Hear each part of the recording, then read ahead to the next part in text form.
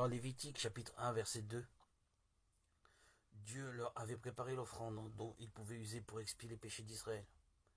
Puis il leur a dit de poser leurs mains sur la tête de l'offrande du péché pour leur transférer ce dernier. Dans la cour du Saint-Tabernacle se trouvait l'autel de l'Holocauste. C'était une boîte un peu plus grande qu'une chaire avec des cornes à ses quatre coins.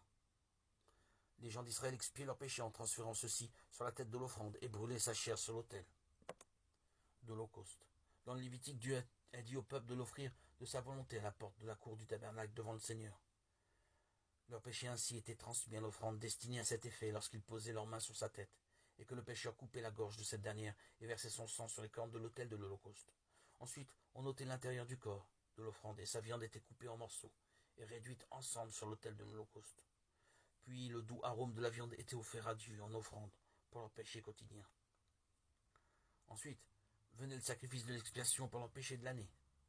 Cela différait du sacrifice de l'expiation pour les péchés quotidiens, que le souverain sacrificateur posait ses mains sur l'offrande au nom de tout le peuple d'Israël. Il aspergeait 7 fois l'est du propitiatoire avec le sang.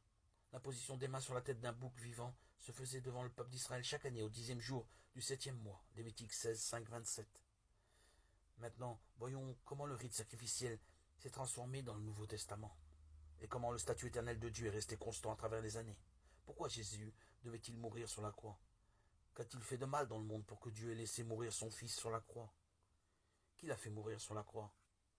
Quand tous les pécheurs du monde, c'est-à-dire nous tous, sont tombés dans le péché, Jésus est venu dans le monde pour les sauver. Il a été baptisé par Jean-Baptiste au Jourdain et a pris le châtiment sur la croix pour tous les péchés au nom de toute l'humanité. La manière dont Jésus a été baptisé et la manière dont il a versé son sang sur la croix sont semblables au sacrifice d'expiation de l'Ancien Testament. L'imposition des mains sur l'offrande du péché et l'aspersion du sang.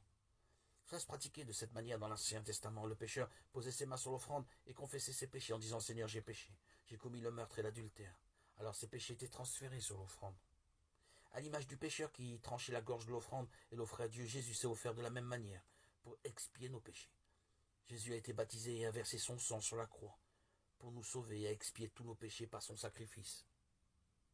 En fait, Jésus est mort à cause de nous. Si nous pensons à cela, quelle est la signification de ces offrandes d'animaux sans défaut données en sacrifice pour tous les péchés du peuple? Ces animaux savaient-ils ce qu'était le péché? Les animaux ne connaissent pas le péché. Ils ne pouvaient prendre ceux des hommes. Comme ces animaux sans défaut, Jésus était sans péché. Il est le Saint de Dieu, le Fils de Dieu. Il n'avait jamais péché. Il a donc pris tous les péchés par son baptême au Jourdain, quand il avait 30 ans. Tout cela pour enlever nos péchés. Et il est mort sur la croix à cause de ces péchés dont il nous a débarrassés. C'était là son ministère du salut qui consistait à laver tous les péchés des hommes. On peut le lire dans Matthieu chapitre 3, versets 13 à 15.